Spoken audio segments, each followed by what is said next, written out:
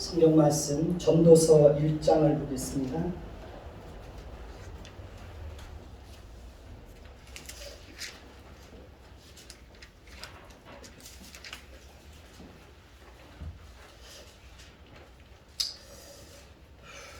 전도서 1장 12절부터 18절까지 보겠습니다. 다 찾으신 줄로 알고 제가 먼저 읽겠습니다. 나 전도자는 예루살렘에서 이스라엘의 왕이 되어 마음을 다하여 지혜를 써서 하늘 아래에서 행하는 모든 일을 요구하며 사람들을 이루게 되는 것이나 하나님이 저희들에게 수고하게 하신 것이다. 내가 해 아래에서 행하는 모든 일을 보았노라. 보라, 모두 다 헛되어 바람을 잡으려는 것이로다. 무너진 것도 곱게 할 수 없고 모자란 것도 쓸 수 없도다. 내가 내 마음속으로 말하여 이르기를 보라, 내가 크게 되고 지혜를 더 많이 얻었으므로 나보다 먼저 예루살렘에 있던 모든 사람들보다 낫다 하였나니 내 마음이 지혜와 지식을 많이 만나보았음이로다. 내가 다시 지혜를 알고자 하며 미친 것들과 미련한 것들을 알고자 하며 마음을 썼으나 이것도 바람을 잡으려는 것인 줄을 깨달았도다. 지혜가 많으면 번뇌도 많으니 지식을 더하는 자는 근심을 더하느니라. 아멘.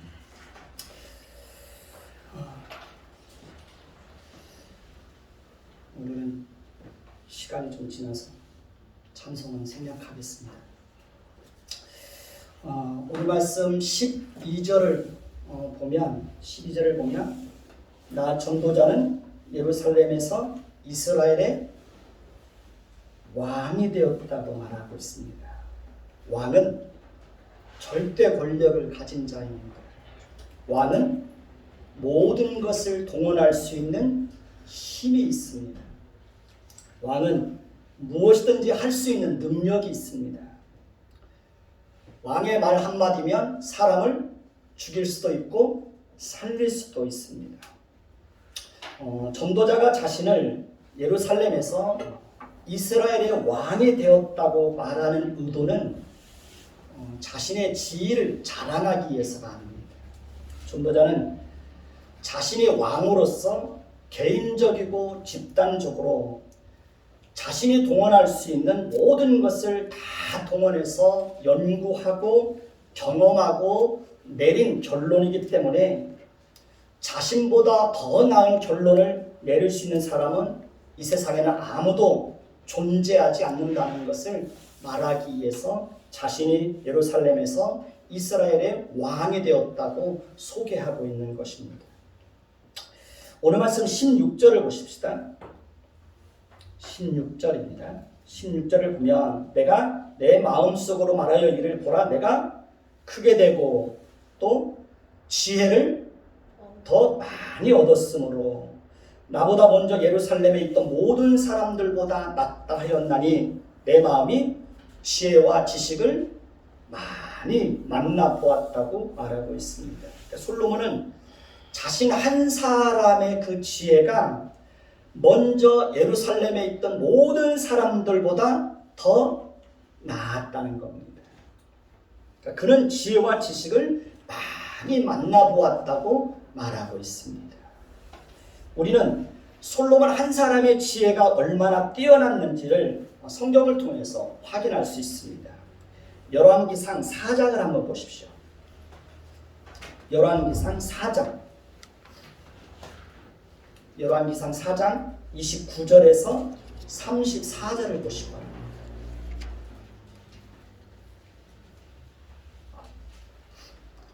제가 한 절 읽고 여러분들이 한 절 읽습니다. 열왕기상 4장 29절에서 34절. 제가 먼저 읽습니다. 하나님이 솔로몬에게 지혜와 총명을 심히 많이 주시고 또 넓은 마음을 주되 바닷가에 모래같이 하시니 솔로몬의 지혜가 전종 모든 사람의 지혜와 애굽의 모든 지혜보다 뛰어난지라. 그는 모든 사람보다 지혜로워서 예스라 사람 에단과 마올의 아들 헤만과 갈골과 다르다보다 나음으로 그의 이름이 사방 모든 나라에 들렸더라. 그가 장화 3,000가지를 말하였고 그의 노래는 1,005편이며 그가 또 초목에 대하여 말하되 레바논의 백향목으로부터 담에 나는 우슬초까지 하고 그가 또 짐승과 새와 기어다니는 것과 물고기에 대하여 말한지라. 사람들이 솔로몬의 지혜를 들으러 왔으니 그는 그의 지혜의 소문을 들은 선하 모든 왕들이 보낸 자들이더라. 29절을 다시 보면 하나님은 솔로몬에게 지혜와 총명을 어떻게 해요? 심히 많이 주셨다고 말하고 있습니다. 30절 다시 보면 솔로몬의 지혜가 동쪽 모든 사람의 지혜와 애굽의 모든 사람의 지혜보다 뛰어났다고 말하고 있습니다. 그러니까 애굽에는 많은 지식인들과 전문가들과 지혜자들이 있었을 것입니다. 그런데 솔로몬 한 사람의 지혜가 그 모든 사람들의 지혜보다 더 뛰어났다는 겁니다. 31절을 보면 그는 모든 사람보다 지혜로워서 당대의 최고의 지혜자를 가진 몇 사람보다 더 나았다라고 말하고 있습니다. 그러니까 솔로몬은 얼마나 지혜로운 사람인지 그의 이름이 사방 모든 나라에 들렸다고 말하고 있습니다. 32절을 보면 그는 잠언 3천을 말하였다고 말하고 있습니다. 잠언에서 잠자는 한문으로 바늘잠자를 사용합니다. 바늘처럼 찌르는 말이 바로 뭐예요? 잠언입니다.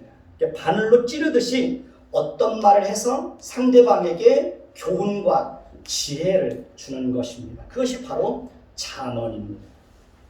잠언서를 보면 솔로몬이 지은 잠언의 말씀들이 많이 기록되어 있습니다. 제가 지은 잠언도 몇 가지 있습니다. 첫째는 다른 사람을 대할 때 불편하게 하는 말이나 행동을 하지 말라는 것입니다.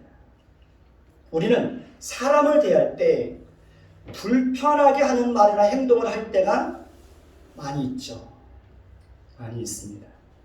그렇게 되면 사람을 대할 때 불편하게 하는 말이나 행동을 하게 되면 어떻게 될까요? 사람과의 관계가 깨지게 되는 겁니다. 어려움을 당하게 됩니다. 둘째는 사람을 대할 때 부패하고 타락한 본성으로 대하지 말고 하나님의 성품으로 긍휼과 따뜻한 마음을 가지고 대하라는 것입니다. 그러니까 사람을 대할 때 내 안에 있는 그 부패하고 타락한 본성으로 대하면 상대방에게 아픔과 상처를 주게 됩니다. 실망을 안겨주게 됩니다. 그러나 사람을 대할 때 하나님의 성품으로 따뜻하고 예의 바르게 대하면 상대방의 마음에 위로와 기쁨과 평안을 주게 됩니다. 그 다음에 세 번째는 권위주의자가 되지 말고 권위 있는 부모가 되라는 것입니다. 권위주의자는 자신이 권위를 내세우는 사람입니다. 권위주의자는 자신의 주장만을 내세웁니다. 권위주의자는 명령하는 자입니다. 여러분은 권위주의자입니까? 아니면 어떤 사람입니까? 권위 있는 부모는 자녀들의 생각을 항상 존중해 줍니다. 권위 있는 부모는 항상 자녀들의 말에 귀를 기울여 줍니다. 권위 있는 부모는 항상 자녀들을 이해하고 배려해 줍니다. 권위 있는 부모는 자녀들의 인격을 항상 존중해 줍니다. 권위 있는 부모는 자녀들을 위해서 희생하고 항상 사랑으로 따뜻하게 품어줍니다. 권위 있는 부모는 자녀들에게 항상 삶의 본이 됩니다. 여러분은 권위주의자입니까? 권위가 있는 사람입니까? 권위 있는 부모가 되면 자녀들은 자연스럽게 부모의 권위를 인정하고 그 권위 앞에 순종을 하게 됩니다. 가정 안에서 권위가 존중받지 못하면 가정의 질서가 어떻게 될까요? 가정의 질서가 무너져 버립니다. 가정의 질서가 무너지면 건강하고 또 화목하고 행복한 가정을 이룰 수 없습니다. 우리는 권위주의자가 아니라 권위 있는 부모가 되기 위해서 끊임없이 어떻게 해야 할까요? 노력해야 됩니다. 매일 노력해야 돼요. 그래야 권위 있는 부모가 될 수 있습니다. 넷째는 나의 축복이 상대방에게 시기의 대상이 되지 않고 감사의 조건이 되게 하라는 것입니다. 그러니까 나의 축복이 상대방에게 시기의 대상이 되지 않기 위해서는 어떻게 해야 할까요? 하나님께서 내게 주신 축복을 따라서 형제들과 어려운 이웃들과 함께 성실하게 나누어 줄 알아야 합니다. 우리가 그렇게 살면 나의 축복과 나의 잘됨이 형제들에게, 주변 사람들에게 시기의 대상이 되지 않고 기쁨과 감사의 그런 대상이 되는 것입니다. 저는 여러분들이 그렇게 살았으면 좋겠습니다. 그러니까 저의 자녀들도 그렇게 살았으면 좋겠다는 마음을 항상 가지고 있습니다. 그래서 저도 자녀들한테 그런 말을 해준 적이 있어요. 너의 축복이 형제들에게 시기의 대상이 아니라 기쁨의 조건이 되게 하라. 그러기 위해서 늘 나눠야 된다라는 말을 합니다. 그러니까 하나님이 우리에게 주신 축복이 우리 자신에게만 머물러 있으면 형제들이 시기하고 질투하게 됩니다. 그렇게 살면 형제가 화목할 수 있을까요? 없을까요? 그럼 화목할 수 없어요. 그냥 형제지만 그냥 남남처럼 지내는 거예요. 여러분도 잠언을 지어서 여러분 자녀들에게 교훈할 줄 알아야 됩니다. 우리는 모두 전도자가 되어서 잠언의 형태로 자녀들에게 삶의 지혜와 지식을 가르칠 수 있어야 됩니다. 32절을 다시 보면 그의 노래는 1005편이었다고 말하고 있습니다. 솔로몬은 이렇게 많은 노래를 지었다고 말합니다. 33절을 보면 솔로몬은 초목에 대해서도 해박한 지식을 가지고 있었다고 말합니다. 레바논의 백향목으로부터 담에 나는 우슬초까지 다 논할 수 있었다고 말합니다. 33절을 다시 보면 솔로몬은 짐승과 새와 기어다니는 것과 물고기에 대해서도 뛰어난 지식을 가지고 있었다고 말합니다. 34절을 보면 솔로몬의 지혜와 총명이 이렇게 뛰어났기 때문에 그의 지혜의 소문을 들은 사람들이 솔로몬의 지혜를 들으러 왔다고 말합니다. 그러니까 천하 모든 왕들이 사람들을 보내서 솔로몬에게 지혜를 배우게 하였다는 것입니다. 솔로몬에게 이러한 지혜를 주신 분이 누구입니까? 하나님 자신입니다. 그러니까 하나님은 하나님의 지혜와 지식이 얼마나 뛰어나고 탁월하고 완벽한지를 보여주기 위해서 솔로몬 한 사람에게 이런 놀라운 지혜와 지식을 주신 겁니다. 그러니까 하나님은 솔로몬에게 하나님의 지혜와 지식을 넘치도록 부어주시고 그로 하여금 이 땅에서 이루어지는 모든 일들을 경험하게 하시고 그를 통해서 인간의 한계가 무엇이며 우리가 어떻게 사는 것이 우리 인생을 정말 가치 있고 보람 있고 의미 있고 행복하게 살 수 있는지 그 삶의 지혜와 지식을 우리에게 풍성하게 가르쳐주고 있는 것이 바로 전도서입니다. 그러니까 전도서의 말씀이 기대가 되지 않습니까? 저도 기대를 가지고 전도서의 말씀을 살펴보고 있습니다.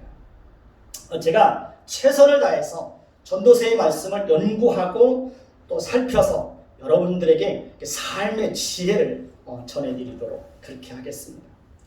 다시 오늘 본문 말씀으로 돌아가 보십시다. 13절을 보십시오.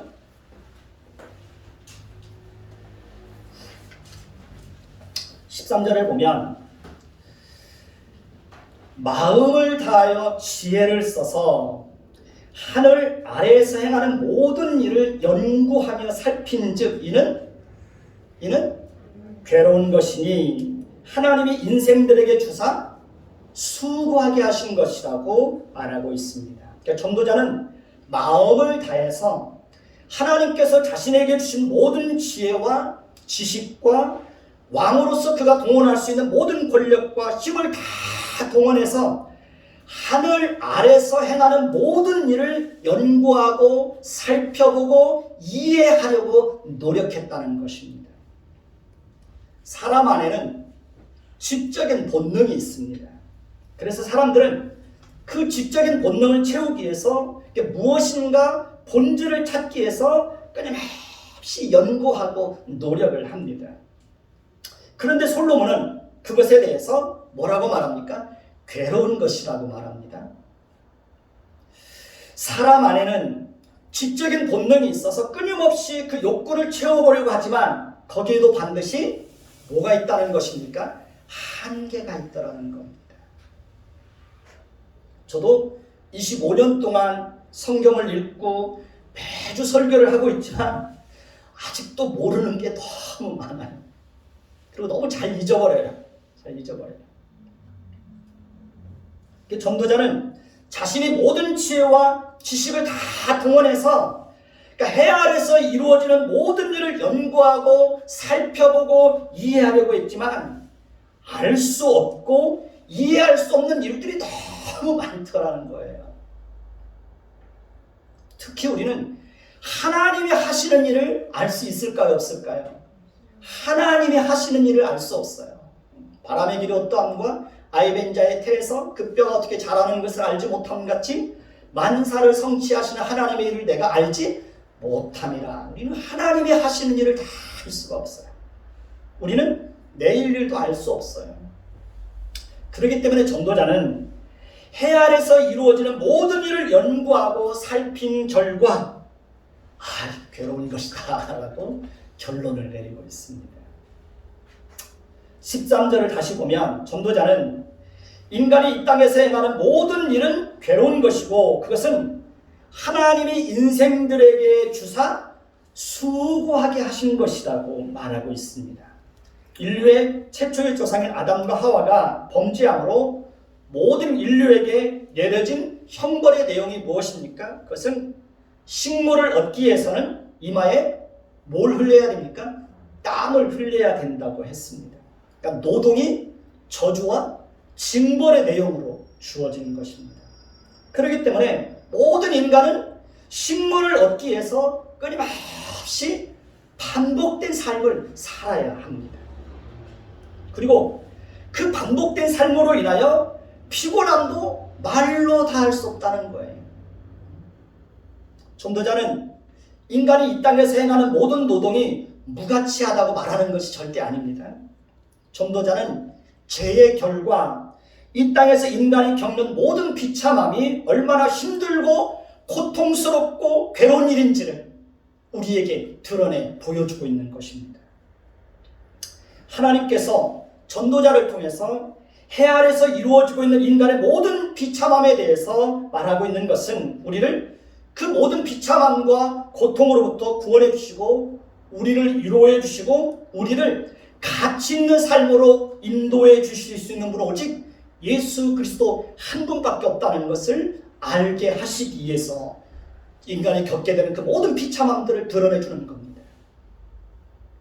하나님이 인생들에게 주사 수고하게 하신 것이라면 우리를 그 모든 죄와 비참함으로부터 건져 주실 수 있는 분은 오직 하나님 한 분밖에 없습니다. 저는 죄와 비참함과 괴로움과 제가 뛰어넘을 수 없는 한계를 끊임없이 경험을 합니다. 우리는 태어날 때부터 유전적으로 죄성을 가지고 태어납니다. 죄성은 죄를 지으려는 강력한 성향입니다. 우리 마음은 그 죄성으로 인해서 철저하게 부패하고 타락한 상태가 되었습니다. 우리는 우리 안에 있는 그 죄성으로 인해서 늘 뭘 생각합니까? 죄를 생각합니다. 때로는 정말 끔찍한 죄를 생각하기도 합니다. 때로는 더럽고 추한 죄를 생각하기도 합니다. 내가 전혀 생각하지 않았던 죄악들이 언젠가는 내 마음과 생각을 막 지배하고 있을 때가 있어요. 그러면서 우리는 우리 자신의 모습을 보면서 깜짝 놀라죠. 내가 이런 죄까지도 생각하는구나. 그러니까 우리 안에 있는 죄성은 끊임없이 우리 마음을 더럽히고 우리 생각을 오염시키고 우리를 유혹하여 죄에 빠지게 하기도 합니다. 우리 마음속에 있는 죄성이 끊임없이 우리 마음을 공격합니다. 그리고 우리 마음을 괴롭힙니다. 그러니 우리는 누가 나를 이 죄의 몸에서 건져낼 수 있겠느냐라고 우리는 탄식할 수밖에 없는 것입니다. 그리고 우리는 죄의 징벌로 인하여 식모를 얻기 위해서 평생 이마에 땀을 흘리며 살아야 합니다. 그러니 우리는 평생 몸과 마음이 고통을 당할 수밖에 없는 것입니다. 그리고 끊임없이 어떤 한계에 부딪혀서 좌절하고 절망하고 탄식하게 됩니다. 우리가 이러한 사실을 철저하게 깨닫게 된다면 우리는 한순간도 하나님을 떠나서는 아무것도 할 수 없는 존재라는 사실을 하나님 앞에서 정직하게 고백하게 될 것입니다. 우리는 평생 수고하고 무거운 짐을 지고 우리 인생을 살아갈 수밖에 없는 그런 존재들입니다. 그러니 우리가 어디에서 진정한 마음의 위로와 마음의 힘과 마음의 평안을 얻을 수 있겠습니까? 우리를 죄와 비참함과 죄의 형벌로부터 건져주실 수 있는 분은 바로 누구밖에 없습니까? 예수 그리스도밖에 없습니다. 그러니까 우리는 오직 예수 그리스도 안에서만 진정한 위로와 진정한 마음의 힘과 진정한 마음의 평안을 누릴 수가 있게 되는 것입니다. 그러니 우리는 이 땅에서 살아가는 동안 예수 그리스도를 성실하게 섬기면서 살아야 되는 것입니다. 며칠 전에 노예 선배 목사님을 만났습니다. 그 선배 목사님이 하시는 말씀이 그 하나님에서 그 횟집을 크게 운영하시는 그 사장님이 계시는데 저도 거기에 가서 이제 그 회를 먹었던 적이 있습니다. 근데 그 사장님의 나이가 고작 56살인데 갑자기 심장마비로 돌아가셨다는 거예요. 우리는 정말 모릅니다. 몰라요. 건강하던 사람이 갑자기 돌아가셨다는 거예요. 이게 인생입니다. 인생을 살다 보면 정말 우리가 뛰어넘을 수 없는 큰 벽을 만날 때가 많이 있습니다. 그러니까 돈이 있어도 뛰어넘지 못하는 한계가 있습니다. 권력이 있어도 뛰어넘지 못하는 한계가 있습니다. 건강한 육체를 가지고 있어도 뛰어넘지 못하는 한계가 있습니다. 전문적인 지식이 있어도 뛰어넘지 못하는 한계가 있습니다. 그렇기 때문에 우리는 항상 무슨 일을 하든지 우리의 한계를 인정하고 겸손하게 하나님을 의지하면서 살아야 되는 것입니다. 우리가 무엇을 가지고 있어도 그것을 우리의 힘으로 삼고 가진 것을 자랑하고 살면 됩니까? 안 됩니까? 그러면 안 되는 것입니다. 14절을 보십시다. 오늘 말씀 14절입니다. 같이 읽습니다. 내가 헤아려서 행하는 모든 일을 보았노라. 보라, 모두 다 헛되어 바람을 잡으려는 것이로다. 우리는 전도자가 왜 해 아래서 이루어지는 모든 일을 살펴보고 연구하고 그리고 나서 왜 모두 다 헛되어 바람을 잡는 것이라고 그렇게 말하게 되었는지 그 이유를 15절에서 확인할 수 있습니다. 15절을 보십시다. 같이 읽습니다. 구부러진 것도 곱게 할 수 없고 모자란 것도 셀 수 없도다.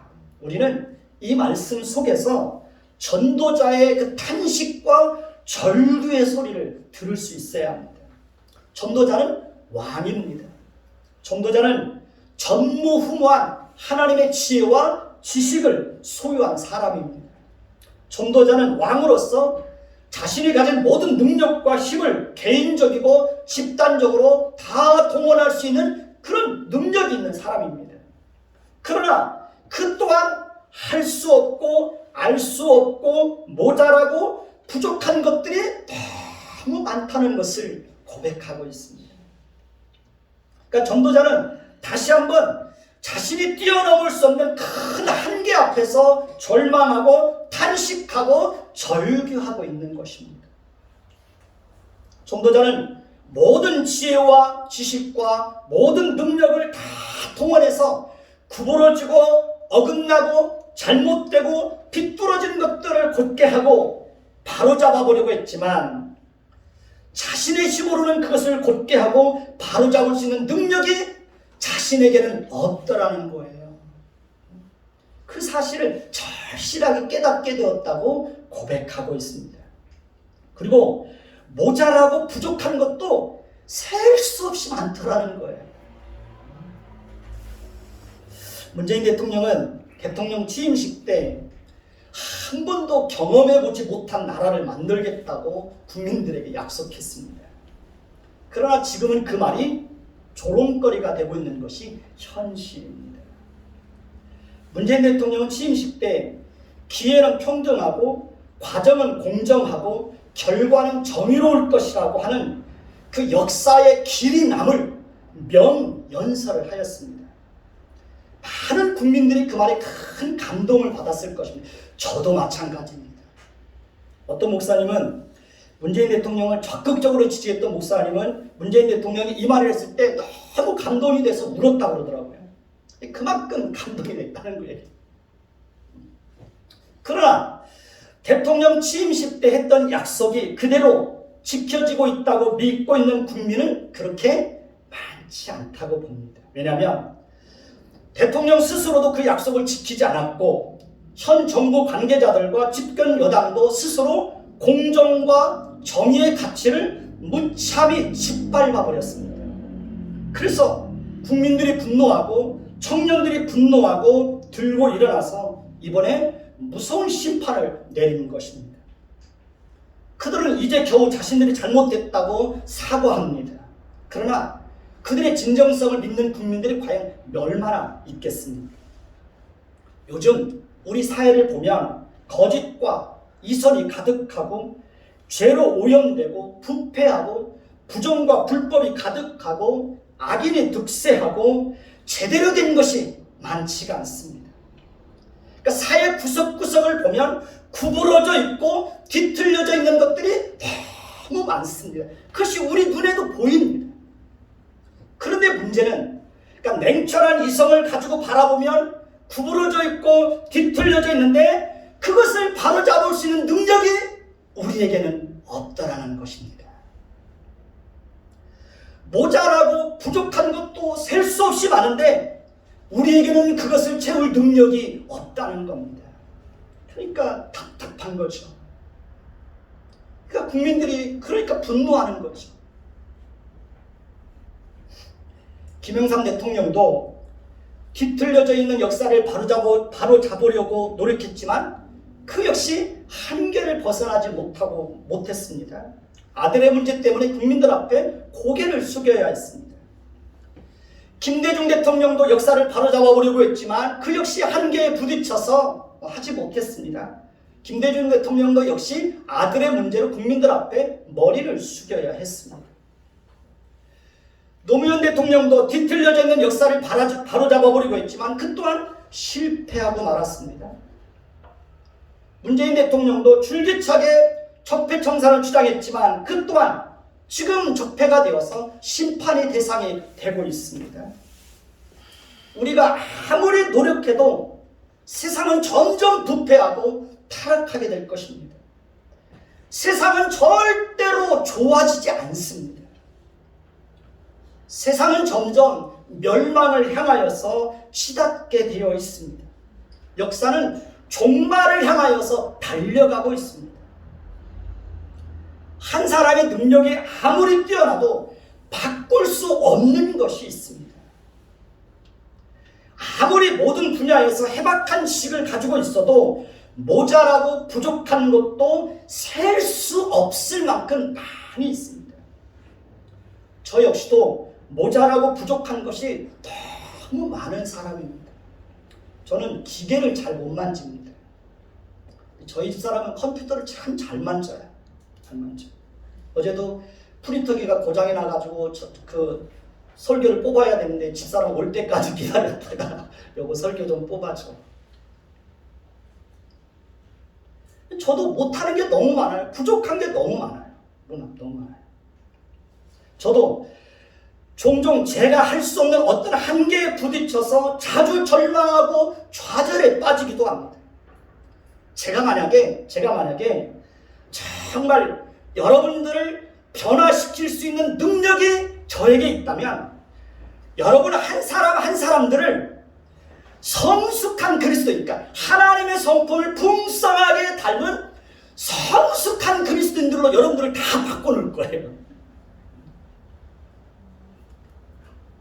근데 저에게는 그런 능력이 없어요.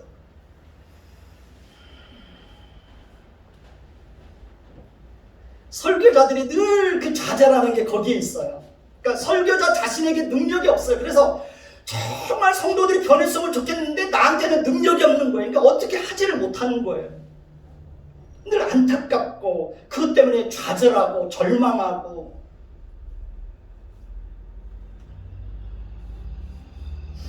그러니까 성도들이 말씀을 듣고 그 변함을 얼마나 좋겠어요. 근데 참 변하지 않아요. 근데 저에게 그 능력이 없어요. 그러니 설교자는 늘 탄식하는 거죠. 오늘 새벽에도 일찍부터 나와가지고 오늘 예배만을 위해서 정말 하나님 앞에 간절하게 기도하면서 하나님 성도들 귀를 열어주세요. 말씀을 듣고 깨닫도록 도와주세요. 하나님 저를 붙들어 주세요. 저는 아무것도 할 수 없어요. 그런 고백이 저절로 나오는 거죠. 제가 아무리 여러분을 바꾸려고 해도 여러분 자신이 변하려고 하는 의지가 없다면 여러분은 절대로 변하지 않을 것입니다. 제가 아무리 여러분들이 행복하게 살기를 바라고 기도해도 여러분 자신이 스스로가 행복하게 살려고 하는 의지가 없으면 여러분은 행복하게 살 수 없습니다. 제가 아무리 여러분들을 위해서 여러분들에게 기도를 해야 된다고 강조를 해도 여러분 스스로가 의지를 가지고 기도하지 않으면 여러분은 절대로 기도하지 않을 거예요. 제가 아무리 여러분들에게 성경을 읽어야 된다고 강조를 해도 여러분 스스로가 의지를 가지고 성경을 읽지 않으면 여러분들은 절대로 성경 한 장도 읽지 않을 겁니다. 그러니까 부모가 자식에 대해서 아무리 안타까워하고 그래도 잔소리를 해도 자식들 스스로가 변하려고 하지 않으면 자식은 절대로 변하지 않습니다.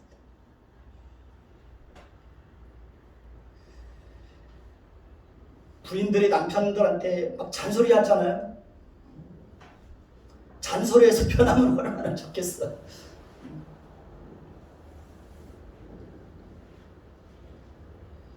본인이 변하려고 하는 의지가 없으면 아무리 백날 천날 잔소리해도 아무 소용없어요. 아무 소용없습니다.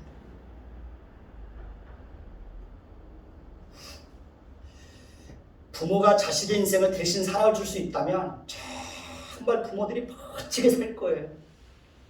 근데 그렇게 할 수 없잖아요. 인생을 살면 살수록 이제는 무엇인가를 장담한다는 것이 얼마나 헛되고 두려운 일인지를 더 절절하게 깨닫는 것 같아요. 그러니까 인생을 살면 살수록 무엇을 자랑한다는 것이 얼마나 헛되고 어리석은 것인지를 더 절실하게 깨닫게 되는 것 같아요. 시편 127편 1절에서 2절을 보면 여호와께서 집을 세우지 아니하시면 세우는 자의 수고가 헛되며 여호와께서 성을 지키지 아니하시면 파수꾼의 깨어있음이 헛되도다. 너희가 일찍 일어나고 늦게 누우며 수고의 떡을 먹음이 헛되도다. 그러므로 여호와께서 그의 사랑하시는 자에게 잠을 주시는도다. 여기서 시편 기자가 강조하고 있는 것이 무엇입니까? 여호와께서 함께 하시지 않으면 인간의 모든 수고는 헛될 수밖에 없다는 겁니다. 우리가 열심히 노력한다고 해서 반드시 어떤 결과가 주어지는 것은 아니라는 것입니다. 하나님이 함께 하실 때만 우리는 어떤 수고에 대한 열매를 맛볼 수 있다는 사실을 알려주고 있습니다. 우리가 이러한 사실을 안다면 우리는 어떻게 살아야 합니까? 우리 스스로 우리는 우리 자신이 할 수 없는 영역이 있다는 것과 우리 자신 스스로도 모자라고 부족한 것이 많이 있다는 사실을 인정하고 항상 교만하지 않고 겸손한 마음을 가지고 살아야 합니다. 우리가 그렇게 살 때 우리의 인생을 가치 있게 살 수 있게 되는 것입니다. 우리는 항상 자신의 부족함을 인정하고 배우려는 자세를 가져야 됩니다. 자신이 조금 알고 있는 지식을 가지고 남을 판단하고 정죄하고 잘난 척하면 안 되는 겁니다. 항상 듣고 배워야 됩니다. 그래야 부족함을 채워갈 수 있고 지혜로운 사람이 될 수 있습니다. 저도 틈틈이 다른 목사님들의 설교를 듣습니다. 기회만 있으면 다른 목사님들의 설교를 들어요. 어떻게 설교하는지, 성경을 어떻게 보고 있는지 늘 들어요. 저보다 더 나은 분들, 그분들의 설교를 늘 들어요. 늘 듣습니다. 그리고 배워요. 그러니까 듣고 배워야 자신도 변할 수 있고 또 잘할 수 있는 것입니다. 17절을 보십시다. 17절입니다.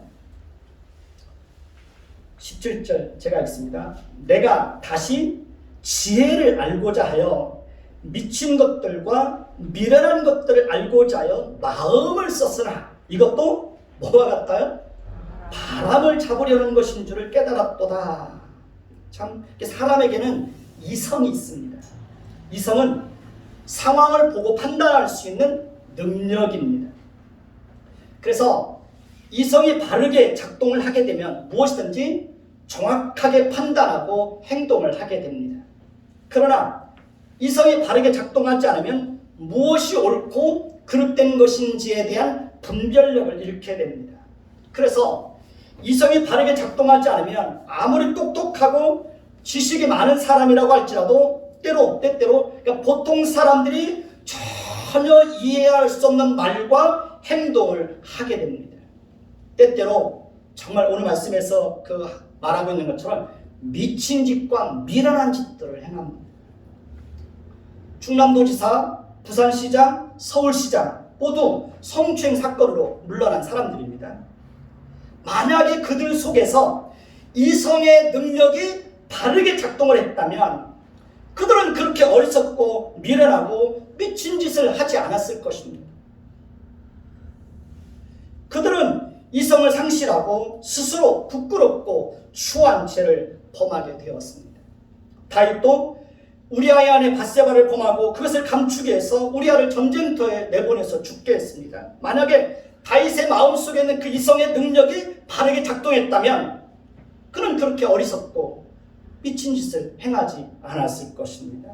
이번에 보궐선거 끝나고 개표할 때 국민의힘 국회의원 중에 한 사람이 당직자들이 자기가 앉을 의자를 갖다 놓지 않았다고 막 발길질하고 그랬대잖아요. 얼마나 어이없어요. 만약에 그 속에 이성의 능력이 바르게 작동했다면 자기가 의자 갖다 앉으면 되잖아요. 그러니까 때로는 이성의 능력이 바르게 작동하지 않음으로 인해서 정말 지혜롭고 똑똑하고 지식이 있다고 하는 그런 사람들도 때로는 정말 보통 사람들도 이해할 수 없는 미련하고 미친 짓을 해요. 그래서 손가락질 당하고 비난당하고. 이성의 능력이 바르게 작동하게 되면 모든 상황을 정확하게 판단하고 바르게 행동하게 됩니다.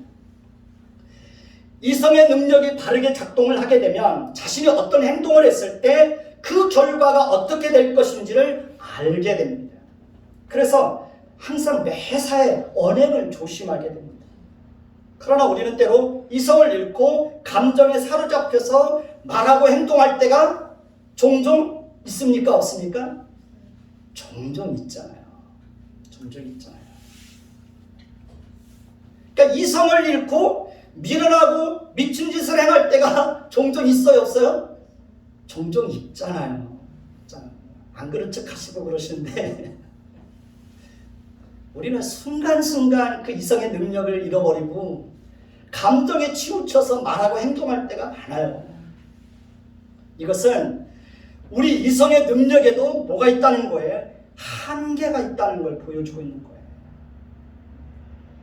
하나님이 우리의 이성을 붙들어주지 않으면 우리는 언제라도 이성을 잃어버리고 정말 미련하고 미친 짓을 할 수 있어요. 이 세상에는 이성적으로 합리적으로 이해가 되지 않는 일들이 너무 많아요. 대통령이나 정치인들이나 장관들이 하는 말이나 행동을 보면 정말 보통 사람들도 정말 이성적으로 합리적으로 이해가 되지 않은 말과 행동들을 하는 경우들이 너무 많아요. 순리를 거스리고 정직을 버리고 거짓되고 이성적인 행동으로 말하고 행동할 때가 너무 많아요. 너무 많아요. 전도자는 이 세상에서 이성적으로 합리적으로 이해가 되지 않는 미친 것들과 미련한 것들까지도 다 이해하려고 노력했지만 그것을 다 이해할 수 없었다고 고백하고 있습니다. 그는 자신의 노력이 한계에 부딪혔다는 것을 또 고백하고 인정하고 있습니다. 그렇기 때문에 전도자는 그것을 바람을 잡으려는 것인 줄을 깨달았다고 고백하고 있습니다. 18절을 보십시다. 18절을 보면 지혜가 많으면 번뇌도 많으니 지식을 더하는 자는 근심을 더하느니라 이렇게 말하고 있습니다. 솔로몬은 하나님으로부터 누구보다도 많은 지혜를 선물 받은 사람입니다. 그는 지혜와 지식을 많이 경험해 본 사람입니다.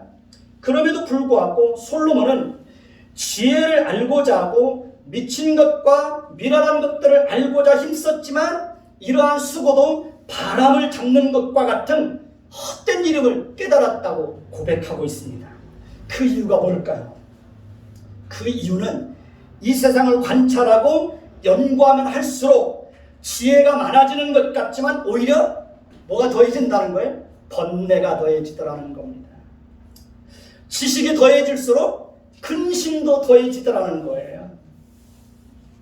사람은 이렇게 항상 한계에 부딪힐 수밖에 없는 존재라는 것을 전도자는 우리에게 가르쳐주고 있습니다. 사람이 아는 것이 없으면 생각하고 행동하는 것도 단순합니다. 그런 사람에게는 번뇌도 없고 근심도 없습니다. 그러나 지혜가 많으면 번뇌도 많아져요. 알면 알수록 근심도 많아져요. 솔로몬이 모든 것을 살피고 난 이후에 헛되니 모든 것이 헛되도다라고 탄식하고 절규했던 것은 모든 것에는 한계가 있다는 것을 절실하게 경험했기 때문에 그렇습니다. 인간은 누구나 할 것 없이 어떤 굴레를 벗어나지 못해요. 그리고 끊임없이 같은 삶을 반복하면서 살아가고 있어요.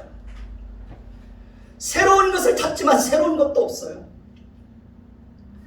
지적인 능력을 동원해서 문제의 본질을 알아보려고 끊임없이 연구하고 노력하지만 그 속에도 뭐가 있어요? 그 속에도 한계가 있다는 거죠. 채워질 수 없는 한계가 있다는 겁니다. 이성을 가지고 역사가 뒤틀려져 있는 모습을 보지만 그것을 바로잡을 능력이 없다라는 겁니다. 이성의 능력을 동원해서 미친 것과 미련한 것을 알려고 했지만 거기에도 한계가 있고 또 때로 자신도 미친 짓과 미련한 짓을 할 때가 있더라는 거죠. 우리는 제 아무리 똑똑하고 능력이 있고 많은 것을 알고 있다고 해도 반드시 뭐가 있다는 것을 인정해야 됩니까? 한계가 있다는 것을 인정해야 됩니다. 그리고 항상 하나님과 사람 앞에서 겸손함을 잃지 않아야 됩니다. 다윗의 아들 예루살렘 왕 솔로몬이 여러 가지 한계 앞에서 깊은 허물을 경험했다면 저와 여러분들에게는 얼마나 더 많은 한계가 있고 얼마나 더 뛰어넘지 못하는 벽이 있겠습니까?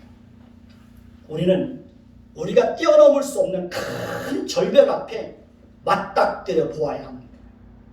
우리는 우리가 뛰어넘을 수 없는 큰 한계 앞에서 좌절과 절망을 경험해 보아야 합니다. 그래야 우리는 비로소 절박하게 하나님을 찾고 하나님을 의지하게 되는 것입니다. 그리고 인간이 얼마나 연약하고 무능한 존재인지를 어떤 큰 한계 앞에, 어떤 큰 절벽 앞에 맞닥뜨려 보았을 때 자신의 무능함, 자신의 연약함을 철저하게 깨닫게 되는 것입니다. 그런 사람이 하나님 앞에서 겸손하게 사는 거예요. 자신의 한계를 인정할 줄 아는 사람이 지혜로운 사람입니다. 그런 사람은, 그러니까 자신의 한계를 인정할 줄 아는 사람은 쉽게 장담하지 않아요. 쉽게 장담하지 않아요.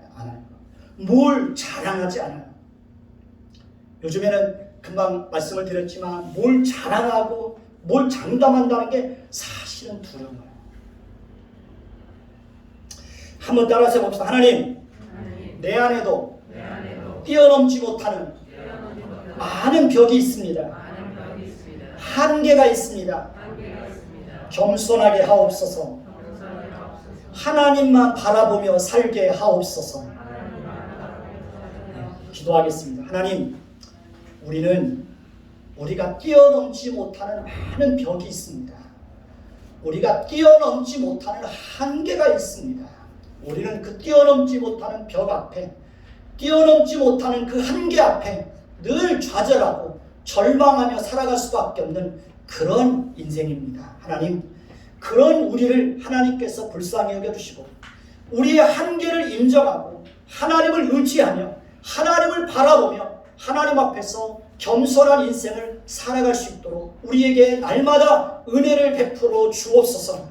우리가 뛰어넘지 못하는 벽과 우리가 뛰어넘지 못하는 한계 앞에서 좌절하고 절망하고 탄식하며 절규하며 하나님 앞에 부르짖을 때마다 하나님 그 속에서 우리를 건져주셔서 우리가 뛰어넘을 수 없는 한계를 뛰어넘게 하여 주시고 우리가 뛰어넘을 수 없는 벽을 뛰어넘게 하여 주셔서 하나님의 은혜로 또 한 번 한계를 뛰어넘었다고, 하나님의 은혜로 우리가 뛰어넘을 수 없는 벽을 뛰어넘었다고 하나님의 은혜라고 늘 고백하며 살아가는 우리의 인생이 되게 하옵소서. 예수 그리스도의 이름으로 감사하며 기도드립니다. 아멘.